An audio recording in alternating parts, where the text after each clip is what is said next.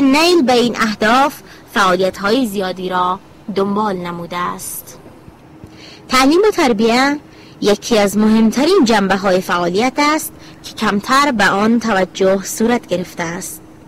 نسل نوجوان ما که آینده سازان فردای این خاک عزیز هستند، در بسیاری موارد به دلیل نداشتن استطاعت مالی از تحصیل و دانش به دور ماندند.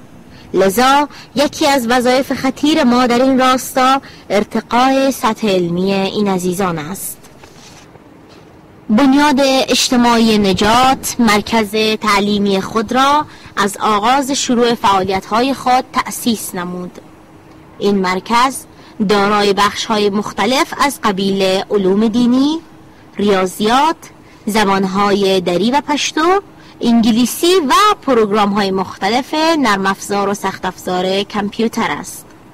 در این بنیاد در حدود 2000 شاگرد در حال حاضر در طول روز درس می‌خوانند. نکته قابل توجه در این مرکز جدا بودن کلاس‌های قشر ذکور و اناث است که به دلیل شرایط فرهنگی این مسئله باعث استقبال بیشتر فامیل‌ها از این مرکز می‌شود. شاگردان تحت پوشش این مرکز تا حال در حدود 8000 نفر بودند که به دلیل کمبود جا در انتظار امکانات بیشتر و شروع درس‌هایشان در این مرکز می‌باشند. برنامه‌های آموزشی این مرکز با متد پیشرفته دنبال می‌شود که تاکنون موفقیت‌های چشمگیری را نیز در پی داشته است. در برنامه‌های بعدی بخش‌های دیگر دستاوردهای بنیاد اجتماعی نجات را با هم پی خواهیم گرفت. در ادامه برنامه‌ها با ما همراه باشید.